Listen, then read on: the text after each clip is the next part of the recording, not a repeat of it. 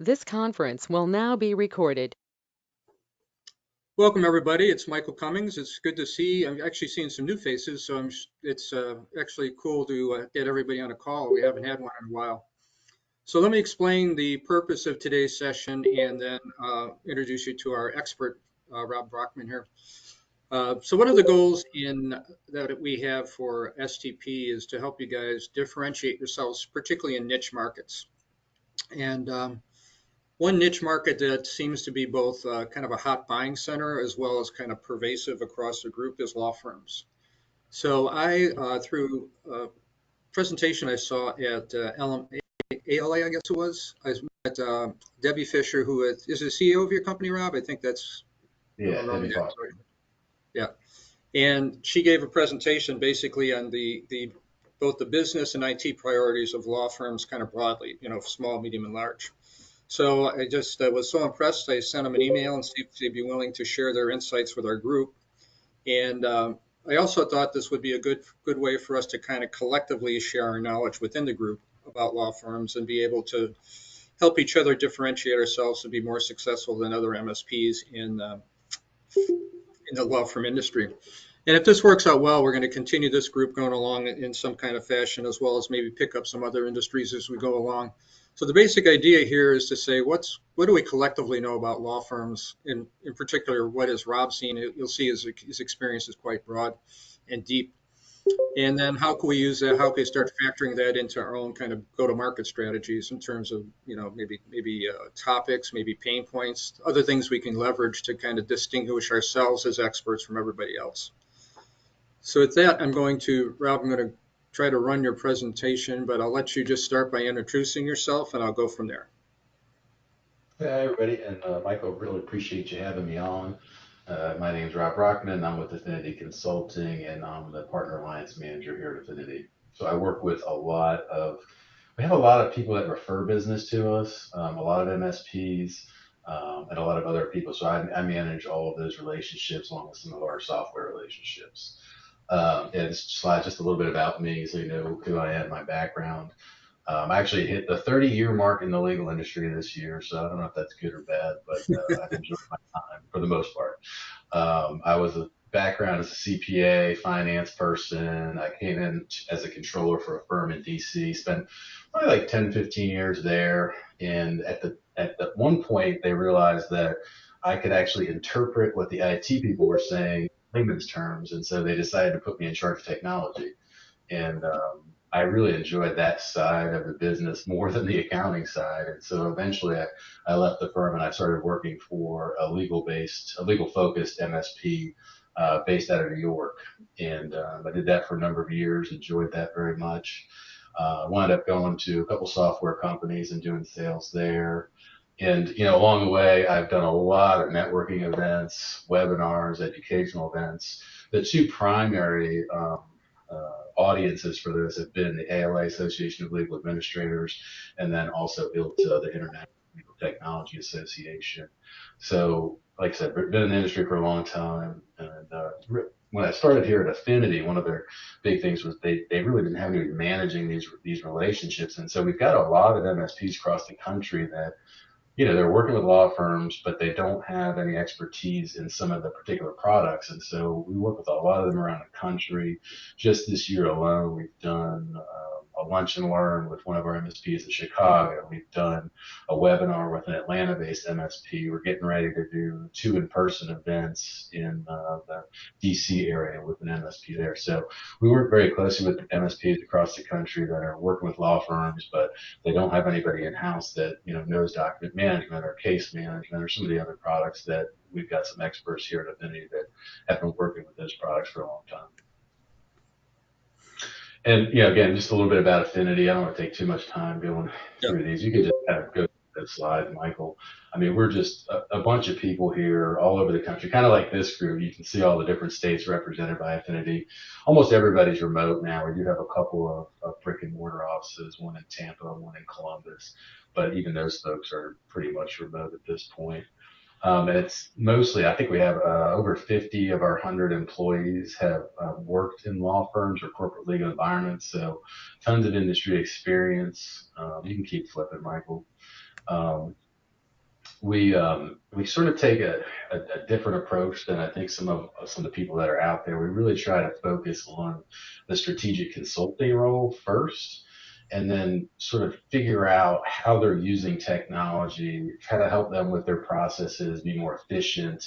And then sometimes we do technology implementations, but it's really focused on like document management products, practice management, liability and accounting, those type of projects. So we pretty much stay out of the IT world, which is why we work with a lot of MSPs because we don't really step on each other's toes.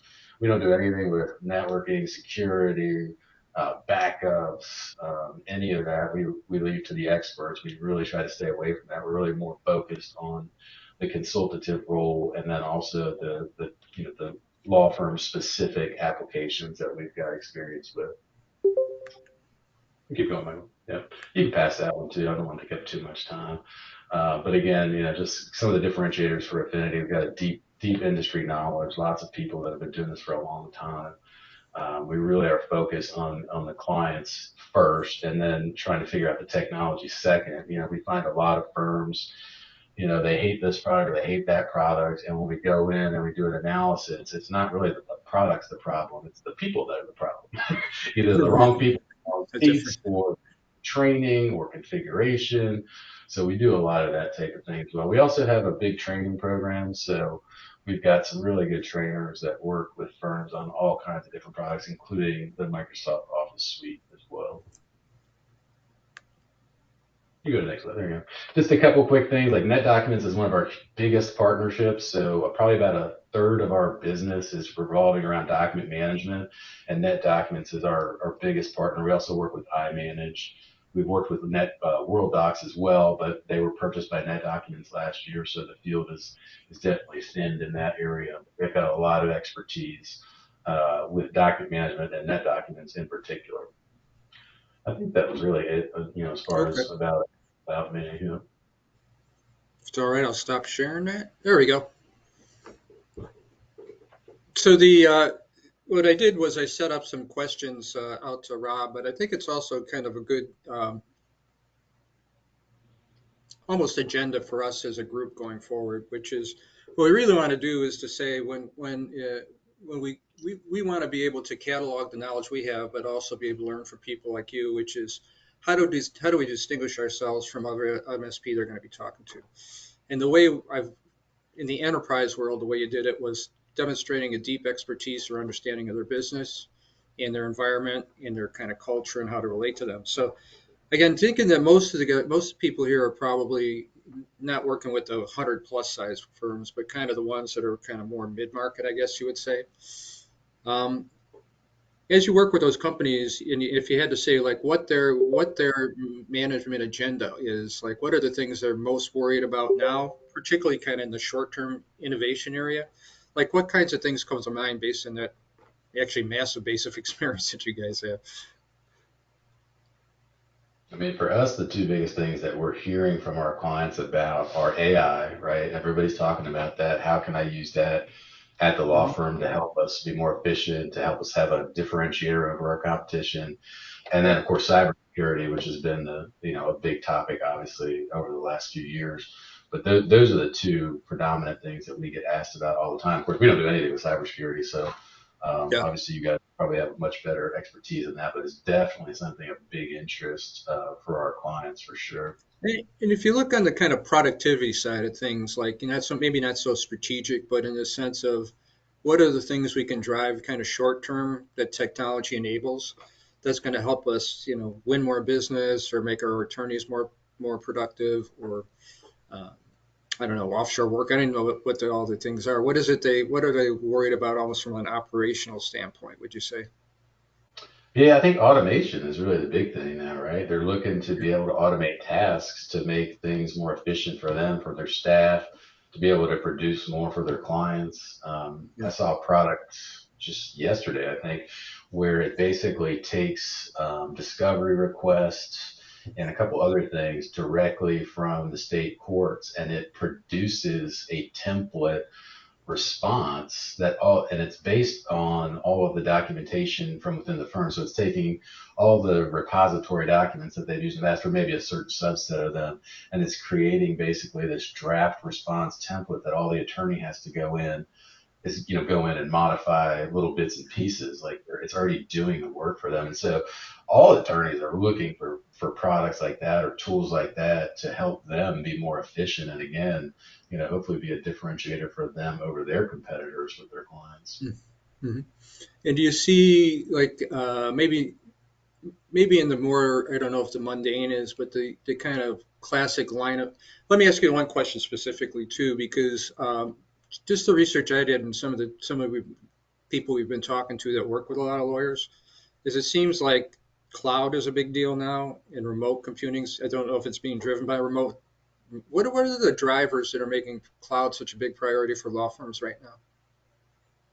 Well, I think 2020, right? I mean, that kind of drove everybody to cloud. I mean, I Yeah. don't know how many clients we talked to, at that point that needed something quick, right? And so everybody wanted cloud, cloud, cloud. I mean, obviously there's still some subset of firms that, are distrustful of the cloud or the security piece of the cloud.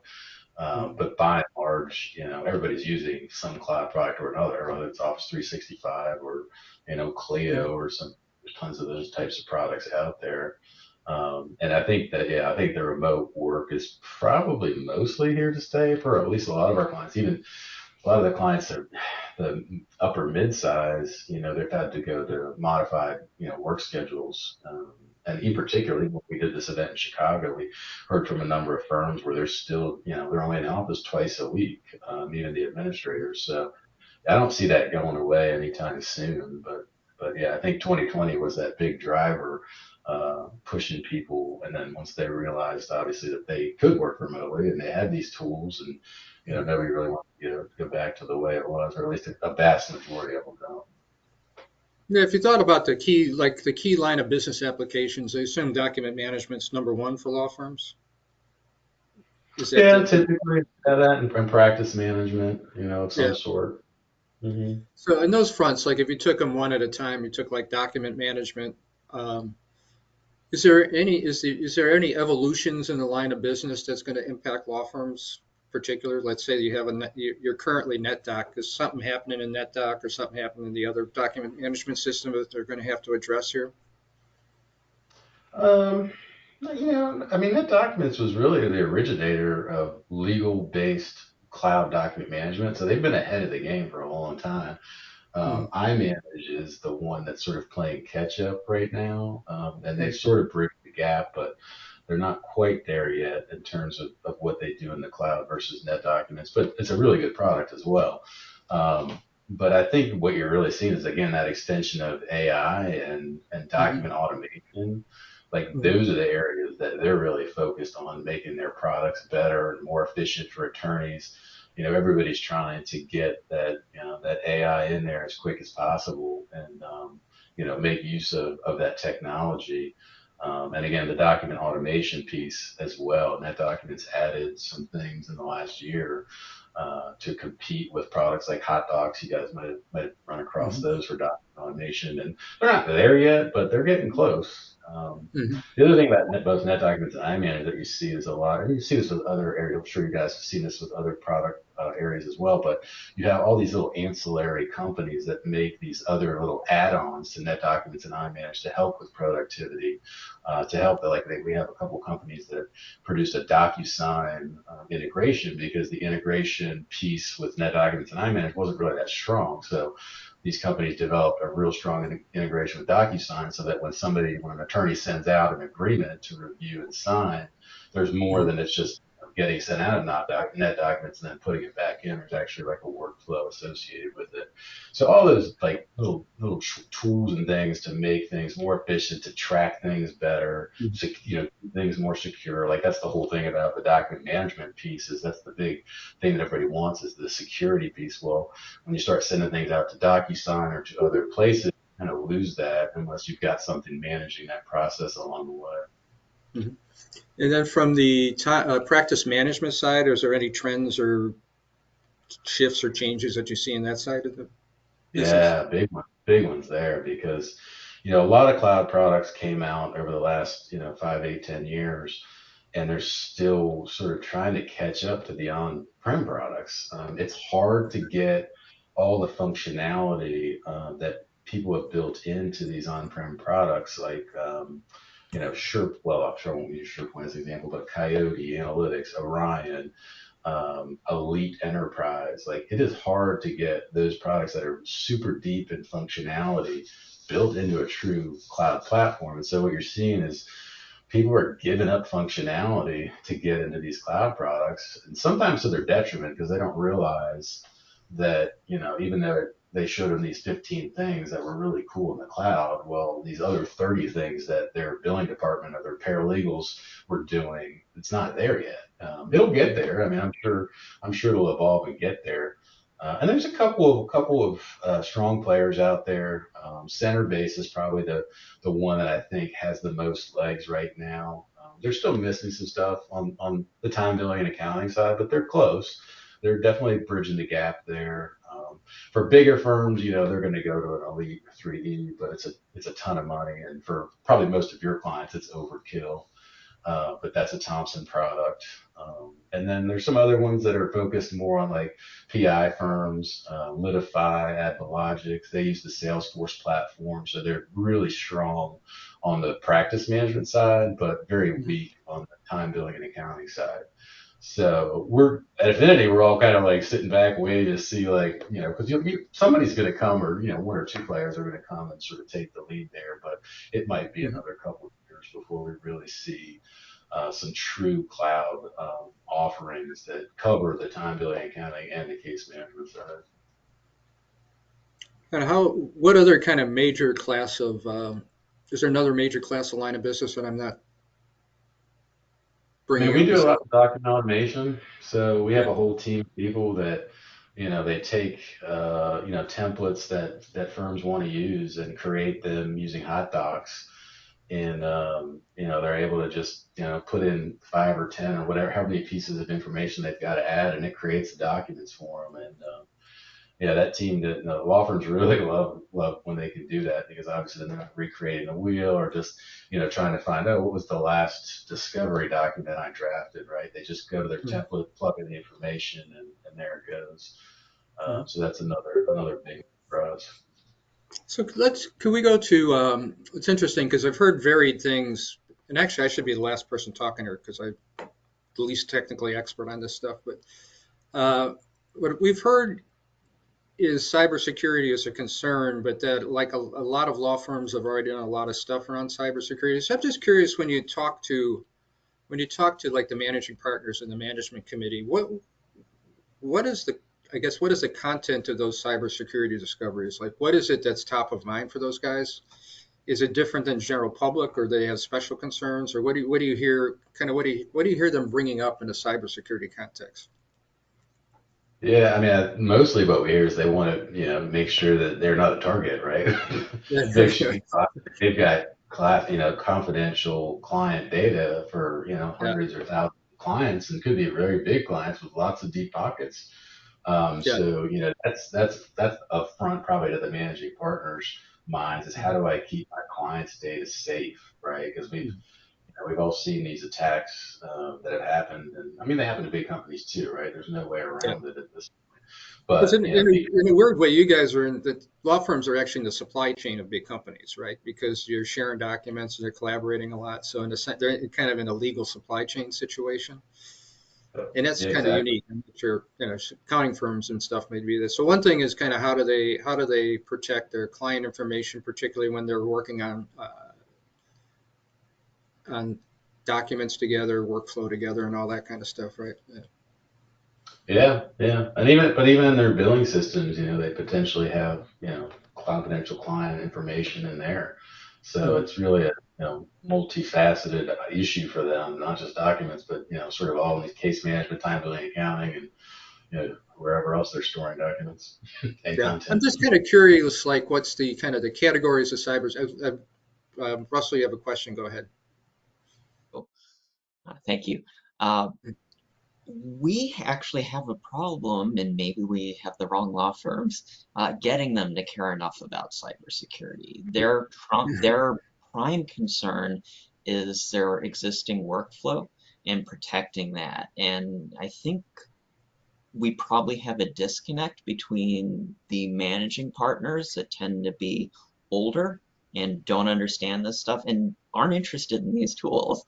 And then Mhm. the younger lawyers who are very excited and also very worried about cybersecurity. But trying to speak to the partners and say, you need to worry about this. I'll give you an example.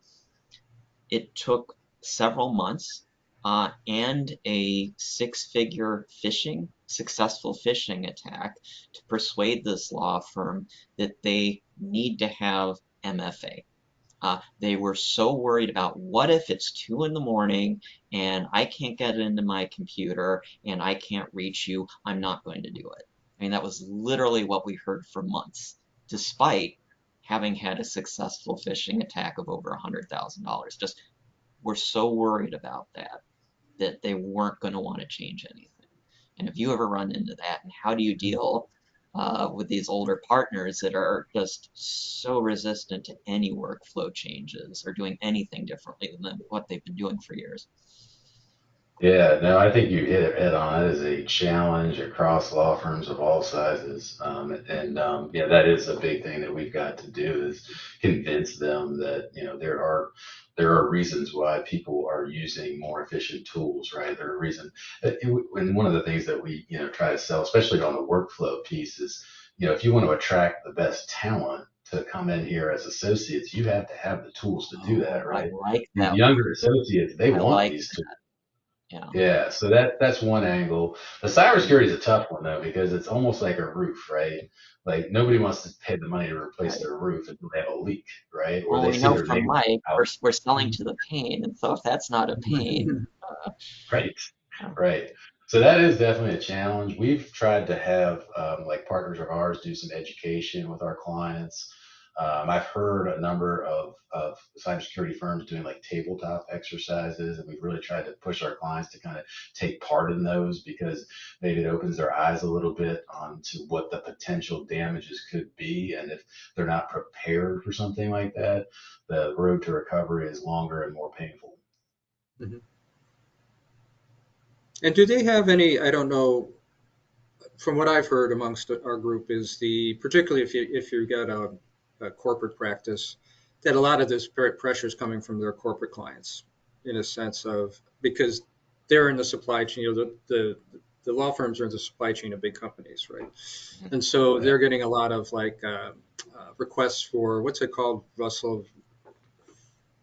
Like when a Just company sends basically, you a form to yeah, fill out. compliance Oh, attestation, yeah, yeah. yeah, or You're security seeing a lot of attestation that. form. Yeah. But two, is there anything like like in the old days, there used to be e-discovery like laws and things like that. Are there rules within the profession that we could be leveraging to have them take cybersecurity more seriously, or is that kind of taken care of by the line of business applications?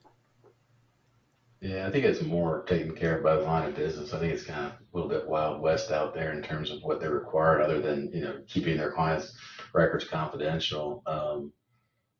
Yeah, you're definitely right about the requirements being from the corporate, pushed Yeah, down to the law firms. We had a firm in Raleigh that I worked with who, was very small, not small, but like 100-person firm who worked for some very big banks. yeah, And the banks, of course, have these huge security requirements, and they were trying to push this down on the law firm. And the law firm had to say, listen, like, we love our relationship with you, but we can't afford to put in place your requirements. So you either have to work with us or you're going to have to move and work with somebody else. And ultimately, the banks decided to back off because they wanted, their expertise and they wanted to retain them. And they sort of met in the middle a little bit. But you're right. Most of that is being pushed down by corporations, banks. it's, I'll stay on security for a second too, and then like if you thought about again the target company, the target clients here are kind of more the smaller end, kind of 30 plus. Is Would you say that how do I ask this question exactly? If you look at kind of their current posture in cybersecurity, I don't know if you know the stacks, like Are they much beyond maybe EDR and MDR? Yeah, cybersecurity is not my expertise at all. Okay, Sorry. so we'll save that question for. I could probably ask these guys actually. A weird thought that came to me though. Let's say we were there, and we wanted to in a meeting with a managing partner, and let's say our a practice administrator or a chief operational officer, right? And we wanted to really dissect what was important to that client in their business, that prospect in their business, right? And we said, how do you plan to make more money? What would the answer of that typical side law firm be? I mean, is it get new clients solely, or is it what on the operational side are they looking to do to actually become more profitable? Yeah, I mean, I think, yeah, obviously get more clients is going to be their Right, that's initial, kind of right? the obvious one, right? But Raise our billing rates, but if you figure wanted out to if people say, if the, like the prototype of the best practice law firm in that side, like what are they doing to be more productive than kind of the middle of the road law firm? Well, I think a lot of them are looking at alternative fee agreements, right? And so they're trying to get out of the hourly game and really sell their value, right? And so Yeah. they're trying, if they can do that successfully and sell these value engagements, then it becomes, well, I make more money if I make these engagements more efficient. So again, it goes back to all that workflow efficiency and what That's tools can interesting. I use to make this so if I'm billing out $5,000, how do I get it done for $1,000? Versus And right is it, now and it's that's costing me. achieved when you say automation, is that within again those line of business applications like document automation? And I would assume that's the only one. Is there another one I'm not understanding? No, there's lots of them. Yeah. So like, Yeah. for like your case management systems, there's Case client matter management. automation, right? So you've got to go through the client matter intake process. And if you don't have like a product that can like sort of take care of all of that and have some way to monitor it, things fall through the cracks, plus it makes it much less efficient.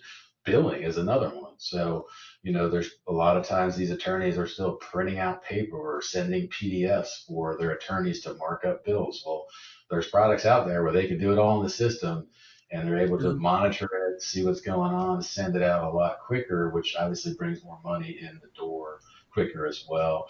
Automatic time capture is another one. So, for Mhm. people that are capturing time and billing out hourly, if they're just writing it down on a piece of paper or just typing it in at the end of the day, they're losing a ton of money because all the studies have shown that if you're not doing time capture contemporaneously, you are losing a ton of money. So those are easy wins, right? For those Yeah, those types of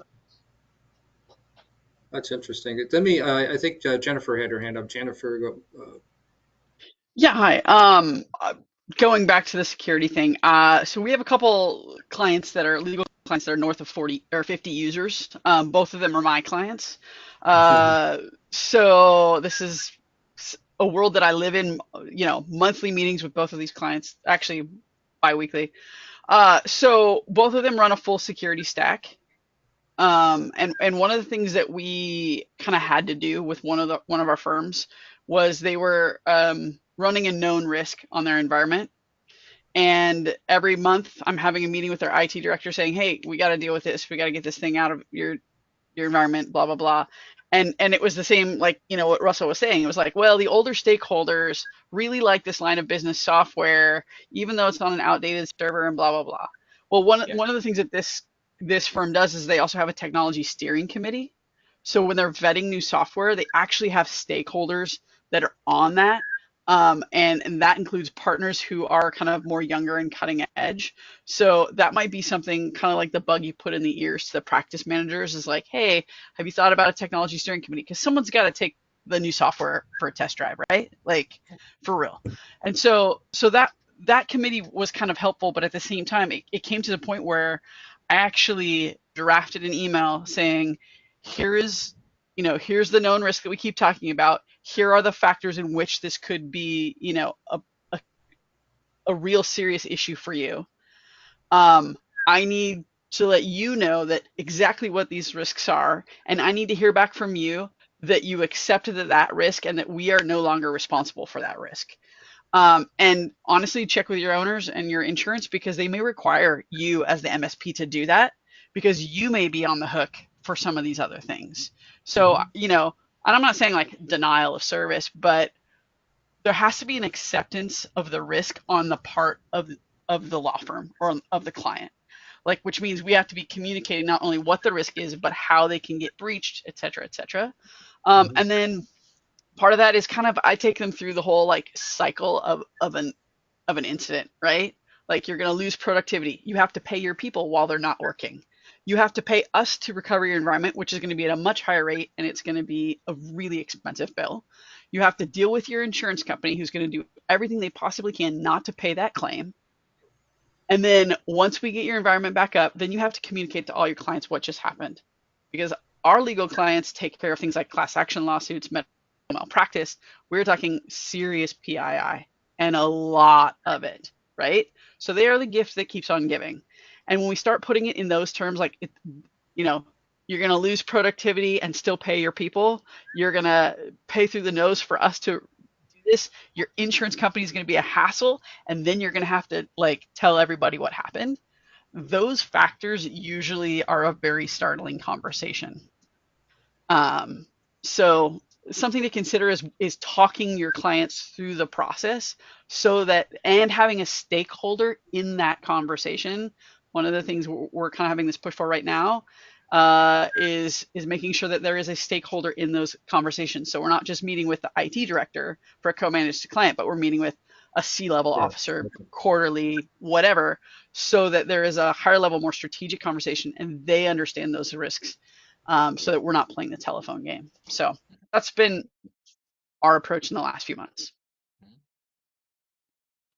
That's interesting. I never really thought about that, Jennifer, whether like in our QBR processes, do we actually have access to the technology committee? Yeah, You know, it's a we're different talking to people that are not setting the priorities ultimately. Yeah, it's a good point. right. And sometimes like in a co-managed agreement or even a fully managed client where we have, let's say, the controller is our point of contact, they Mhm. may not have the leverage or the vocabulary to have the right conversations with those people. So our one of our largest clients, maybe our largest client is mine. I meet with them biweekly. My point of contact is the facilities manager. It is what it is, right? But next week, the COO is coming in because I've requested a more strategic conversation, and that person needs to know what's going on. So things to consider. Anyway, I Just liked out of your point curiosity, about. I'm sorry, go ahead, Rob. I was just gonna say I liked your point about like having the attorneys realize they're gonna have to send out letters to every one of their clients. Like that scares them. yeah, I mean, the egg on the face is usually kind of motivating, and then letting them know that sometimes um, that's enough to lose clients. Like there's no guarantee, even if you get all your data back and you can confirm that it wasn't exfiltrated, which is probably not reality. Um, like why would someone want to do business with a lawyer who's not securing their network properly? Right. So Uh, the thought that's kind of roaming around my head, I just want to see if I get your reaction, Rob, is actually two things. One is since Jennifer mentioned co-managed, outside of the legal industry, to a lesser extent within the legal industry, we're starting to see a lot of kind of like almost an avalanche of interest in co-managed over the past 2 years. I was just curious if you see the same thing in the legal industry in a sense of some of the bigger law firms not wanting to continually add staff, and as opposed to that, just outsourcing, like these would be slightly bigger law firms outsourcing. And we've had some success with that within the group over the past year. Is that any kind of trend you see, or is it just kind of sporadic or, yeah? No, I definitely think we've seen an increase in that over the last few years, right? For whatever reason, whether it's a pandemic, can't get staff, want to slim down. But yeah, we definitely see that a lot across, even into the larger firms for sure. Yeah. Yeah. I was just curious. And then it seems like the thing that's been roaming around my mind was you brought up a couple of interesting things. One is about the degree of automation being the driver of profitability. Um, and if we could, that would be one way we could demonstrate our interest. But is the increased amount of automation, does it really affect what an MSP does for a law firm or no? Is it just, No, I an don't think interesting so. kind of, I think just knowing some of the products out there, yeah, knowing the players in the game, like you don't have to know exactly what they do or, you don't have to know at the back end of net documents, but just the fact that you know what net documents generally does or, yeah, what hot docs generally does, I think, it just adds to their yeah, trust in you and your value because you just kind of know the players in the game. yeah. That Not being that an was my expert. question too, was how deep into their software stack are you getting? Either, as a account manager or on the service desk side. So it sounds like not too deep, just enough to know sort of the right questions. Okay. Yeah, yeah. And like I said, we work a lot of MSPs across the country, and they'll reach out to us. They've got a client that wants to know more about some of the options that are out there for document management. So they'll just bring us in and, we can talk specifics about it. But, Thank you. the MSP's got the trusted relationship. They understand document management. They don't have to do document management, but they at least understand, what it does or, they understand some of these case management, I don't know, what the case management softwares do for the firms. And I think, that always helps. I was almost thinking about it. We'll actually transition to that if it's okay with everybody. I was actually thinking about it if you were meeting in a discovery meeting with a prospective new client, and you had this perspective that the bigger driver, and maybe this is not that earth shaking, but the biggest driver of profitability is going to be the degree of automation and the depth of which you can automate your processes. I mean, just being able to articulate that as a potential new an MSP provider might differentiate you from other people, right? Yeah, I But I agree. wanted to transition to that. So just so you know, I didn't realize that you actually were a business development person for a law firm based MSP for all those years. And I don't think, with one exception, people here would major in law firms or have a majority of law firms, if we wouldn't be specific. That would be 100% of their business with one exception. So if you were advising all the people on the phone here who are owners or CAMs or new business development people, how can they best differentiate themselves with law firms? Like if you look at the most successful MSPs, you look in terms of legal industry, what differentiates them in your mind? Or who are what would be I the mean, I best think practice again, you would say? knowledge Yeah, of all those products, just having that some level of knowledge of what the products are used, that you recognize and understand how they're operating their business, as you mentioned earlier, yeah, is a big part of it. But also, I think the marketing piece, they're really big on their associations and what other law firms are doing. So the networking piece is huge. I agree. Um, that we do a lot of networking with the Association of Legal Administrators, International Legal Technology Association. For you guys, probably the ALA would be the better people to network with. So Mhm. a lot of places have local chapters, and that's probably would be a great place for you to do some networking and marketing to those groups. We do the national, and then we also, I think we're at like 16 or 17 local chapters now across the country. And Mhm. honestly, it's a great source of business for us. Both of those organizations are, but for you guys, ILTA would probably be less so because it's a lot of big firms. So like probably Mhm. 75% of people that attend that conference are in, Am Law 250 firms. So probably not going to be a great resource for you guys for business development. And is there, I guess, if you think about the MSPs that you see thriving in this area, is there is there a kind of topical thing, or is there kind of something that they're marketing that like the typical MSP is not? I think it's just that again that they understand law I think firms' you're right, business, actually. understand the products, they understand the people, and they're again they're going out and they're networking with these Yeah. folks.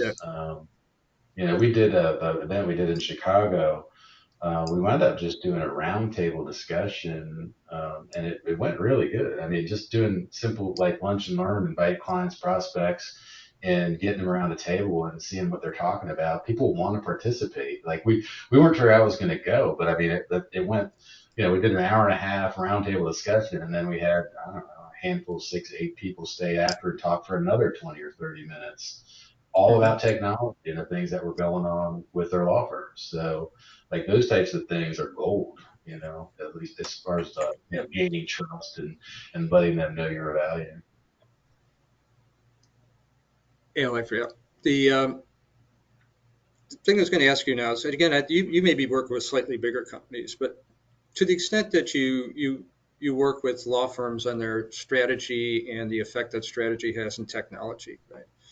Do you see them like spending more money on IT or spending it in same amount of money in different ways, or do you see any kind of trend or difference in how they're spending their money or what their priorities are kind of now going forward?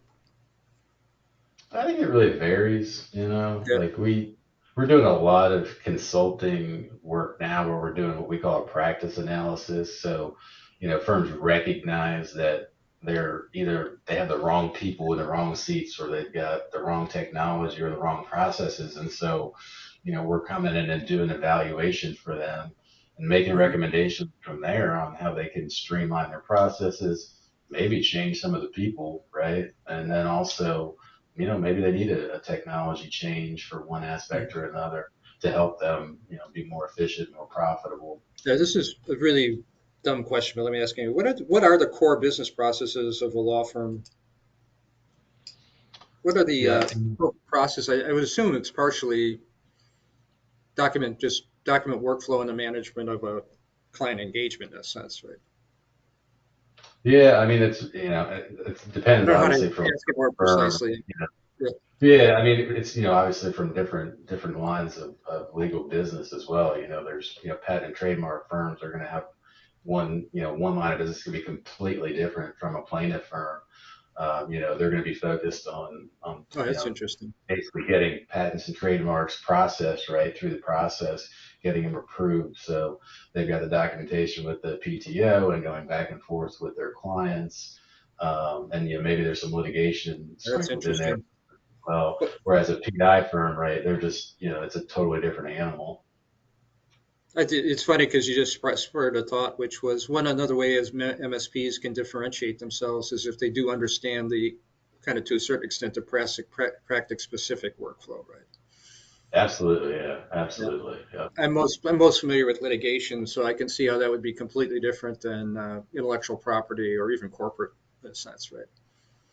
Yeah, it is. And, obviously there's a lot of firms out there that are just general and they do a bunch of different things, but, specifically the ones that have like that core thing that they're doing, I think it's very important that you have at least an Yeah. understanding of what they're doing. Well, I think it's interesting too because then I think from what I remember about the legal industry when I worked in a lot more was that people that are in kind of pure play, I guess you would call it, law firms like litigators or intellectual property and all that stuff, they think of themselves as that kind of firm, right? They don't think Hmm. of themselves as a law firm. They think of litigators or intellectual property or, labor used to be a big one in the old days. So that might be Yep. another way to, differentiate ourselves versus even somebody that specializes in law. Yeah, absolutely. Insurance defense is another big one, right? Those Yeah. are firms that are a lot of them are very niche in the insurance defense world, and they deal a lot with insurance companies and electronic billing. So that's another one where you can kind of show your knowledge just by having a little bit of understanding of what they're doing. Yeah, I think it's actually this has been thought provoking. So, does anybody else have a category or any specific questions before we start to let Rob get on with his day? So, just in general, then, Rob, how do you work with MSPs, and what might be some ways we can partner with you guys going forward? Yeah, I think the predominant way is, if you've got firms that, want to take a look at some other products, evaluate their processes, we can be a resource for you. We do educational webinars for some of our MSP partners. So, when the World Docs thing came up, we had an MSP who wanted us to, kind of navigate for because they had, 20 or 30 clients that were using World Docs. They wanted somebody to come on and talk to them about, what's the state of the document management role? What does this mean for me? Do I have to make a change? So we can come in and do those kind of educational webinars, and then networking. Like if, Right. we're all about doing, webinars or in-person events, where we can bring, our set of expertise, and yours together, in a way that sort of flows well. So yeah, things like that. I got one question for you just popped in my mind. So you used to be a business development person for a MSP, and now you've had all this experience, right? So if we were having a discovery meeting with one of our ideal prospective clients, which would be kind of in that range I described, Mm-hmm. what would be if you were that salesperson, what would be some of the discovery questions you'd be asking that prospect to demonstrate the depth of your knowledge of law firms? Yeah, what line of business applications are they using? Are they happy with those? Right. And we sort of the more technical stuff to the side, because I think, that shows them again that right off the bat that you understand some of the applications they're using, how they're running their business, Yeah. and you follow with the technology after that, like networking, backup, security, that kind of stuff. Yeah, I agree. And I think it'd be more, I'd like to see if we can think about as a group a way to get into those practice specific workflow discussions and also the automation discussion somehow. Yeah, I mean Do you even think the today, like would the automation discussions be over the top of the head of that level of company, or is that just kind of a term of art with law firms these days? I don't think so. I was just gonna say, like, even now, like, I'm gonna ask, again, if I'm having a conversation with it, I'm gonna like, oh, what are you guys doing for conflict check?